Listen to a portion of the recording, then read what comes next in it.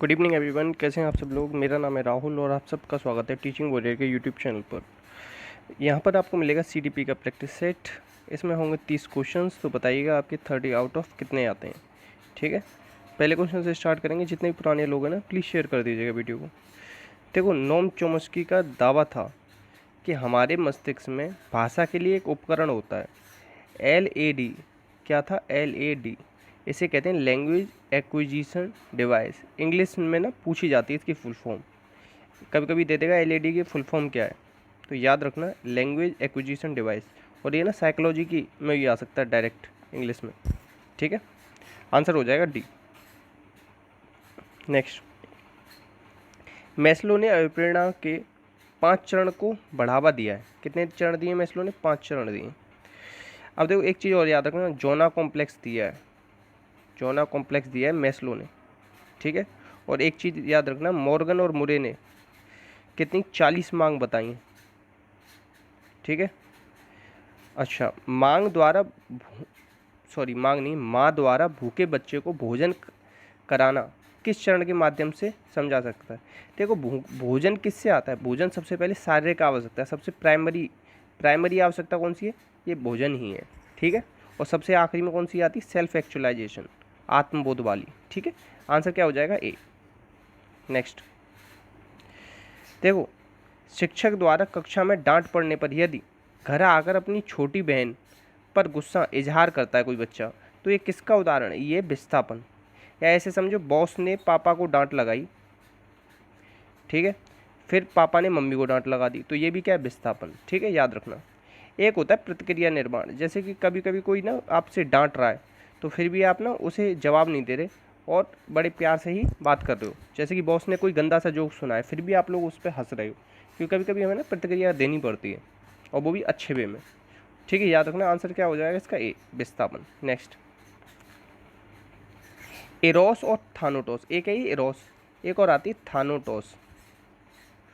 Arrows होती है जीवन मूल प्रवृत्ति, और ये थानोटोस क्या होती है? मरण मूल प्रवृत्ति। ठीक है, ये किसने दिए? फ्राइड ने दिए। फ्राइड की किताब है the psychopathology of everyday life. याद रखना, मनोविश्लेषण सिद्धांत दिया, मनोलैंगिक सिद्धांत दिया इन्होंने, और गत्यात्मक मनोविज्ञान के जनक भी कहलाते हैं। ठीक है, इड ईगो सुपर ईगो ये दिया इन्होंने। ठीक है, आंसर क्या हो जाएगा? ए। नेक्स्ट क्वेश्चन है, फ्राइड के साइकोसेक्सुअल, वही मनोलैंगिक विकास के सिद्धांत में 6 वर्ष की आयु के यौवन के मध्य अवस्था में बहुत कम साइकोसेक्सुअल विकास होता है। मतलब ये कह रहा है 6 से 12 वाली अवस्था है ना, उसे कौन सी अवस्था कहते हैं? Oral anal phallic latency genital. तो ये जो 0 से 18, 18 से 3, 3 से 6, 6 से 12, ये रही लेटेंसी, तो इसे कौन से कहेंगे? लेटेंसी स्टेज कहेंगे। आंसर आ जाएगा डी। मतलब ये सुप्तावस्था कहते हैं हिंदी में। हिंदी में क्या है? सुप्तावस्था। मतलब बच्चे के अंदर ना जितनी भी अदर एक्टिविटीज़ होती हैं, कैसी? साइकोसेक्सुअल, वो मंद हो जाती हैं। ठीक है, रुक सी जाती हैं। इसी अवस्था में लड़कों को लड़कों के साथ और लड़कियों को लड़कियों के साथ खेलना पसंद होता है। ठीक है, याद रखना, आंसर डी होगा। नेक्स्ट, अब देखो, इसमें कह रहा है कि ब्रूनर के सिद्धांत का अंतिम चरण क्या है? ब्रूनर के सिद्धांत का अंतिम चरण क्या है? तो इनेक्टिव, आइकॉनिक, सिंबॉलिक। तो तीसरा क्या है? प्रतीकात्मक। अब इसने और क्या दिया? डिस्कवरी लर्निंग दिया। याद रखना, इसके फोल्डिंग की अवधारणा ये पूछी जाती, किसने दी? तो ब्रूनर ने दिए। इसका यूज किसने किया? बैगोत्स्की ने किया। याद रखना। ठीक है, ये भी संज्ञान से रिलेटेड है, आधुनिक संज्ञानवादी कह सकते हो, और ये भी निर्मितवाद से रिलेटेड है, ये भी याद रखना। ठीक है, इतना याद रख लेना आप। आंसर क्या हो जाएगा इसका? बी। और रेलिवेंस ऑफ एजुकेशन, ये किताब है इनकी। नेक्स्ट, गेस्टाल्ट मनोविज्ञान ने माना कि सीखना कैसे होता है? इनसाइट से होता है। ये तो कहा इन्होंने, कहा पूर्ण आकार से होता है सीखना। सीखने का मतलब क्या है? पूर्ण आकार माना है। गेस्टाल्टवाद कब आया था? 1912 में। लेके कौन आया था? बर्दीमर लेके आया था गेस्टाल्टवाद को। ठीक है, मतलब गेस्टाल्टवाद के जनक कौन है? बर्दीमर है। कोहलर ने सबसे ज़्यादा प्रयोग किए हैं इसमें। किस पे किए? चिंपैंजी पे। क्या नाम था? सुल्तान। ठीक है, ये याद रखना। कोफका ने इनकी लिखी थी किताब द थ्योरी ऑफ गेस्टाल्टवाद, और कोहलर की किताब थी द मेंटलिटी ऑफ एप्स। कोफका ने कब लिखी थी? 1916 में। ये भी याद रखना। आंसर हो जाएगा बी। क्या हो जाएगा? बी। नेक्स्ट है, गेस्टाल्टवाद मनोविज्ञान एक जर्मन स्कूल है। कहाँ का? ये जर्मनी का है। तो इसकी स्थापना किसने की थी? तो क्वेश्चन नंबर 1 मान लेना, जवाब आप लोग देना इसका, ऊपर वाले क्वेश्चन में बता दिया था मैंने। अच्छा ये याद रखना, कोर्टलैविन जो है ना सामाजिक मनोविज्ञान के जनक है, मनोविज्ञान के जनक, और इन्होंने एक फॉर्मूला दिया था, बिहेवियर बराबर फंक्शन और पर्सनैलिटी, पर्सन और एनवायरनमेंट का गुणनफल होता है ये बिहेवियर, ठीक है, याद रखना। बी बराबर एफ पी इंटू, ये डायरेक्ट फॉर्मूला पूछ लेगा किसने दिया, तो किसने दिया, कोर्टलैविन ने दिया, ठीक। बस नेक्स्ट, वह नियम जो अधिगम के गेस्टाल्टवादी दृष्टिकोण में भाग नहीं है, तो समानता का है, निकटता का है, क्लोजर का है, मगर ये उपयोग का नियम ये इससे नहीं है, थॉर्नडाइक से। थॉर्नडाइक ने मुख्य नियम दिए थे 1898 में, कितने दिए थे, 3, तत्परता, अभ्यास, प्रभाव।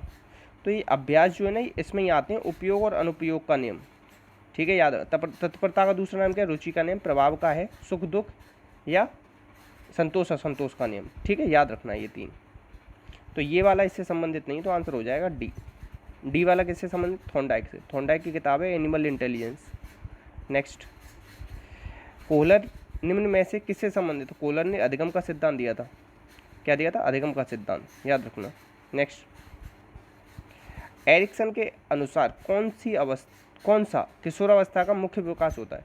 किशोरावस्था में क्या होता है, पहचान बनाम संकट, आइडेंटिटी वर्सेस रोल कन्फ्यूजन, ठीक है, याद रखना, आंसर हो जाएगा ए। और इसकी C&S, ये किताब का नाम है, किताब का नाम क्या है, C&S, और इन्हें क्या कहा जाता है, ये किसके जनक हैं, ये हैं मनोसामाजिक सिद्धांत दिया था इन्होंने, मनोसामाजिक सिद्धांत, याद है, अवस्थाएं बताई थी इन्होंने 8, ठीक है, याद रख लेना इतना। नेक्स्ट, एरिक एरिक्सन के द्वारा जीवन के कितने मुद्दे संकट के रूप में बताए गए, तो 8, ऊपर बता रहा था ना। नेक्स्ट, एक वांछनीय लक्ष्य के प्रत्येक छोटे छोटे टुकड़े में प्रगति को तब तक पुनर्बलन प्रदान किया जाए जब तक वो पूरी तरीके से सीख न लिया जाए, तो इसे कहते हैं शेपिंग। शेपिंग टोटल ये शेप दिया, फिर ये शेप दिया, ये शेप दिया, फिर ये टोटल क्या बन जाता है, आखिरी बन जाता है चैनिंग, आंसर हो जाएगा बी। दिया किसने था इसे दिया था स्किनर ने, ठीक है, याद रखना। बिहेवियर ऑफ ऑर्गेनिज्म किताब इनकी, ठीक, और इन्होंने चूहे पे और कबूतर पे प्रयोग किए थे, ये भी याद रखना, ठीक है। ऑपरेंट कंडीशनिंग, इंस्ट्रूमेंटल कंडीशनिंग के जनक यही हैं, प्रोग्राम लर्निंग भी नहीं कही, ठीक है, याद रखना।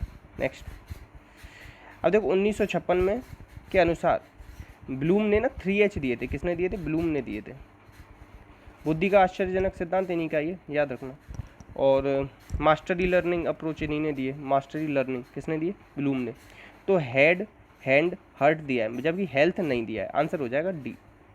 देखो हेड किससे रिलेटेड है, संज्ञान से, हैंड किससे रिलेटेड है, क्रियात्मक से, भावात्मक से, हर्ट, ठीक है, आंसर हो जाएगा डी।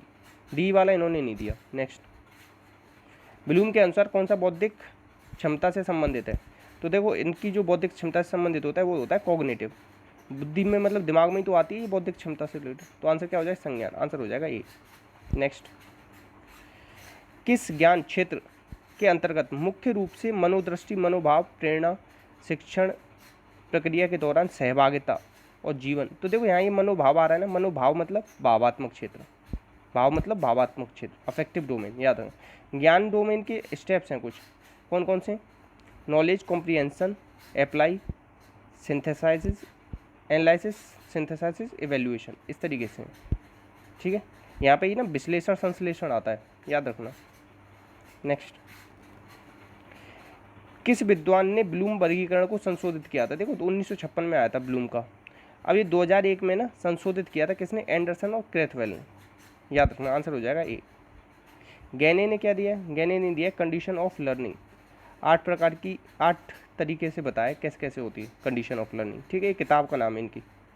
नेक्स्ट, संज्ञानात्मक संरचना में सबसे उच्चतम स्तर क्या होता है, तो ये होता है मूल्यांकन, क्या होता है, मूल्यांकन होता है। नेक्स्ट, ब्लूम की टैक्सोनॉमी के अनुसार विद्यार्थी में उन मानसिक योग्यताओं को किसके अंतर्गत रखा जाता है जबकि तत्वों को साथ साथ रखकर, साथ साथ किस पे रखते हैं, साथ साथ रखते हैं संश्लेषण, इकट्ठा करते हैं हम, ठीक है।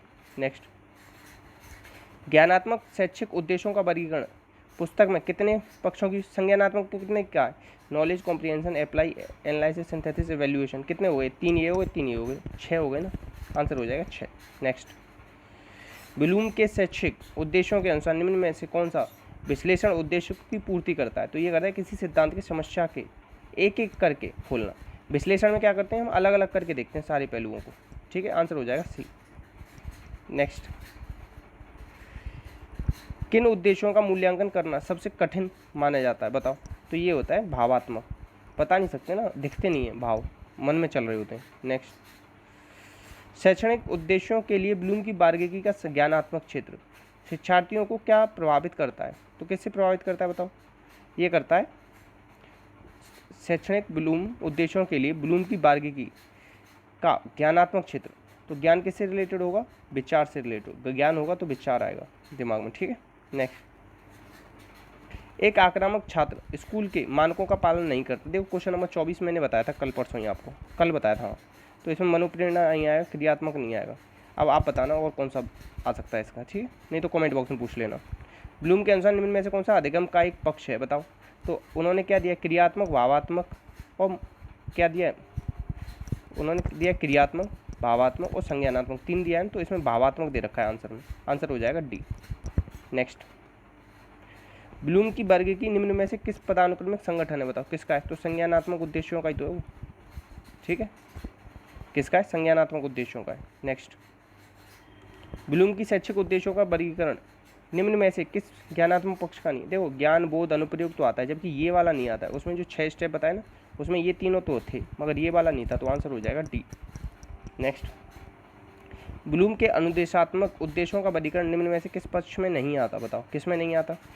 तो देखो किसकी बात कर रहा है, कौन सा पक्ष सम्मिलित नहीं है, ये कह रहा है संज्ञानात्मक, भावात्मक, अनुकृत्यात्मक तो है, जबकि सामाजिक पक्ष नहीं था, ठीक है, वही क्वेश्चन घुमा फिरा के पूछ रहा है।